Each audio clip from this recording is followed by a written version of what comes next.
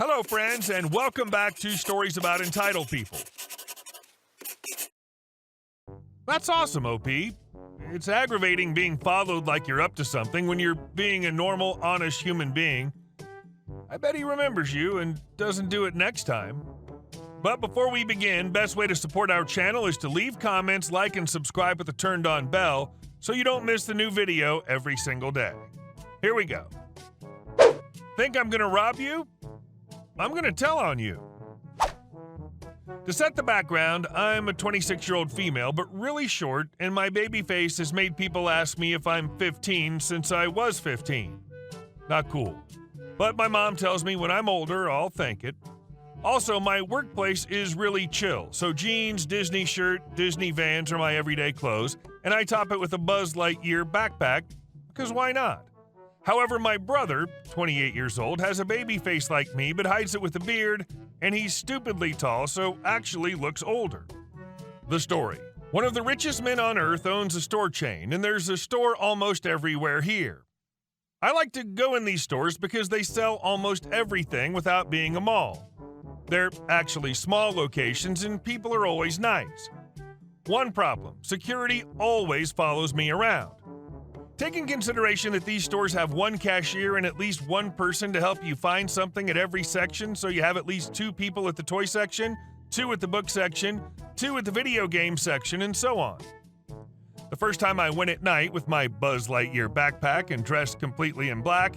The second I step in, a man in a suit starts following me around, so I make sure to walk through all the store at least 2 times and finally turn around and ask him to hand me a book from a top shelf. When I paid, security doesn't normally make the transaction, but it was late and there were no other workers around. I did it with a bill that made him get change at the back. Paid $99 with a $500 bill. Next time, different location, I went around 4 p.m. and started looking at toys when I felt a guy looking at me, and sure enough, guy in a suit looks at me from the end of the hall. I moved to the book section, and there he is again. Video game section, there he is. So I pick a few Legos, pay, and left. This happens every time I go to one of these stores. They never say anything, and the cashiers are always nice. It's just annoying. So last week, I'm on my way home, and I call my brother to tell him I'm going to the store in case he wants me to get him something. He tells me to wait for him there since he's coming with his girlfriend to buy something and we can go home together. I arrive and start looking at Switch games when I see the suit dude moving so he can watch me. I don't find anything and move to the toy section. He follows me a few steps behind, so I go to the book section, which is literally on the other side of the store, but he shows up again. I'm tired from work, and I don't need a guy following me around in a store I visit at least once a week, so I call my brother and he tells me that they're arriving. So I walk to the front of the store, feeling the security guy close behind me, and when I see my brother, I call his name, turn around, point to the security guy, and in a loud voice, but not yelling, say, "This guy's been following me around since I got here." My brother just looked at him. The security guy was red and tried to turn around to leave, but hit the video game stand. He fumbled a bit, but we didn't see him again for the rest of the time we were there. My brother, his girlfriend, and me just laughed because we're used to the situation. I was just not in the mood. Edit. Yes, I get the guy's doing his job. That's why I didn't get him in any trouble. Just tell on him. To my brother. And he only looked at him. And I'm super used to the situation. Almost every store that I walk in has some sort of security following me, but I never notice. I only know because the people I'm with mention it to me after we leave.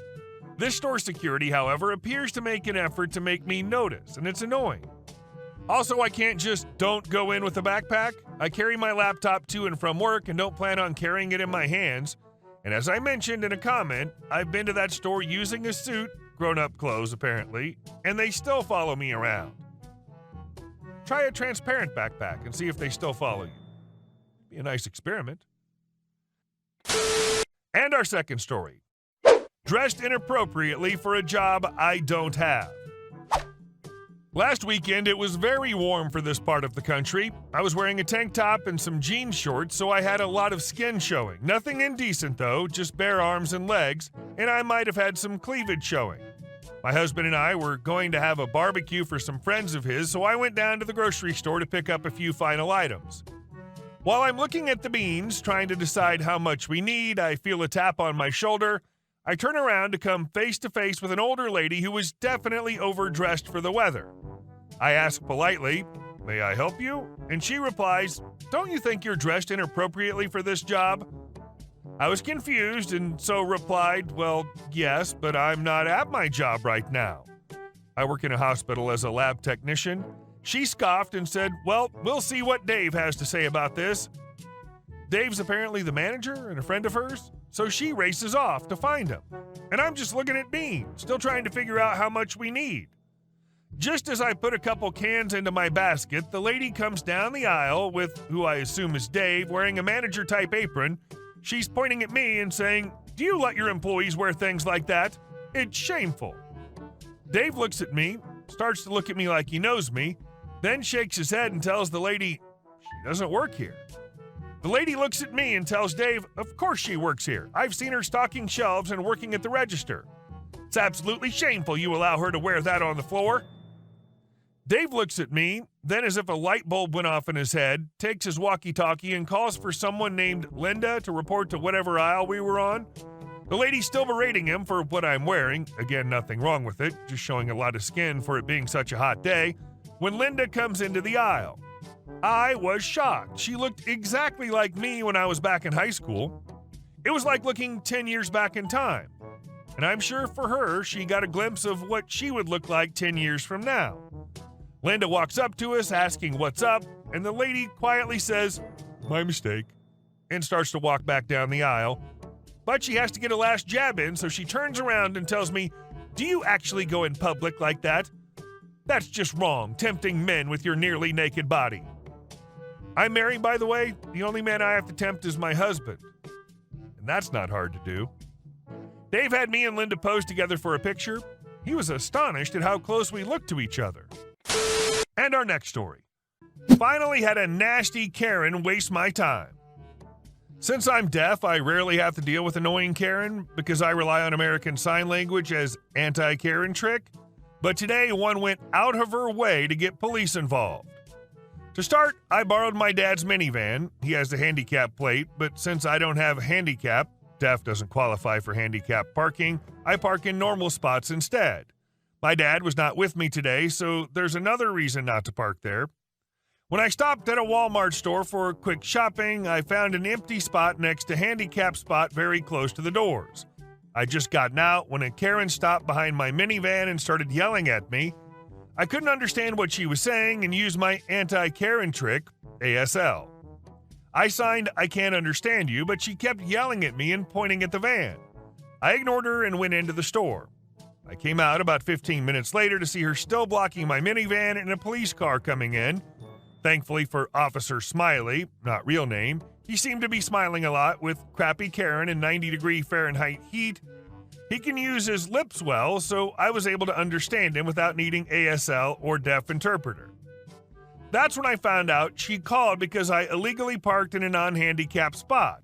I'm like, "The F?"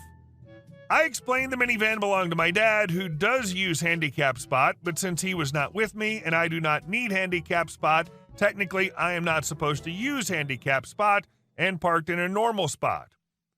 Karen's reasoning was I had to use handicap spot because of handicap plate, and it was illegal for car with handicap plate to park in non-handicap spot. Officer Smiley thought she was just mad because I had a great non-handicap spot in otherwise crowded parking lot, and she didn't want to walk halfway across the lot in this heat. She was hoping I'd move like she demanded, and her mind broke because I didn't move. I was free to go, and I saw Officer Smiley hand her a ticket. I guess for misuse of 911 service. I still had to wait for her to move her car so I could go home and type this up. If you're the woman with dark-colored pixie-cut hair driving a silver Camry who called police on a deaf person in Walmart parking lot today, F you. Going out on a limb to assess her critical thinking and concluding counting to 10 might be beyond her abilities. And our last story. Someone built a house on my land. I own a piece of land a little ways out of my town I inherited from my paternal grandfather. It's big, and I've not yet decided exactly what I want to do with all of it. I've gotten plenty of offers for it from various parties, but have declined them all as it's pretty sentimental. I've had it for a while, and people around town know it's mine. I often let friends and family hunt on it or hold gatherings, cut some wood, etc. I've not given anyone permission to build on it, though, and like every small town, everyone knows that fact. I was talking with a friend on the phone a while ago, shooting the breeze, talking about various things, when offhandedly he says, "So you finally sold off that chunk of land, huh?" I blanked for a moment and laughed because obviously it was a joke, right? It was not. I quickly found out I'd fallen victim to some industrious and oddly well-funded squatters. Hoping to claim the land as abandoned, they had built a house with falsified and invalid permits. This is a story in and of itself. On my land, without permission. Utilities were in the process of being connected, and roads had already been paved connecting the house to the rest of the town. To say I was angry would be an understatement. My family's not known for turning the other cheek, and as some have pointed out, I get a nice feeling of righteous schadenfreude from seeing and participating in the downfall of people who deserve to be punished. Some call it a justice boner. To make an already long story a little shorter, I unleashed my powerhouse family on them. My maternal grandfather is a rather bullish lawyer who likes to go after people just as I do. He was more than happy to assist in reclaiming the land, and of course the squatters squawked in protest as they were removed by law enforcement. Their son then decided it was an excellent idea to appear at my grandfather's law office and spout some threats. This went very poorly for him, especially when he began to get belligerent and destructive. He destroyed one decorative plant and 3 computer monitors before he was taken down by a former Marine in my grandfather's employ. Suffice to say, the squatters have now been removed. They're demanding the land be given to them as they've sunk so much money into it now. But to be perfectly honest, I feel they screwed themselves over by building on land that wasn't theirs. I've since been assured that they will have no legal standing to sue for the money they've spent, and I'll be looking into trying to keep the house despite it being built with false permits. As to the fate of the moron who gave them those permits, he's lost his job and is under investigation as he's connected to the squatter clan. As of this morning, though, I came out to find my car covered in at least 200 eggs, with the empty cartons laid out on my lawn. Thankfully, it's a beater that I use for dirty jobs, and the car I actually take care of was in the garage. It was the matriarch of the squatter clan so far as my cameras saw, so there's some more trouble coming their way. Building anything on property you do not 100% legally own is insane. Best of luck with the ongoing legal proceedings and efforts to protect your property. Hey guys, thank you all for watching the video. I'll see you in the next one.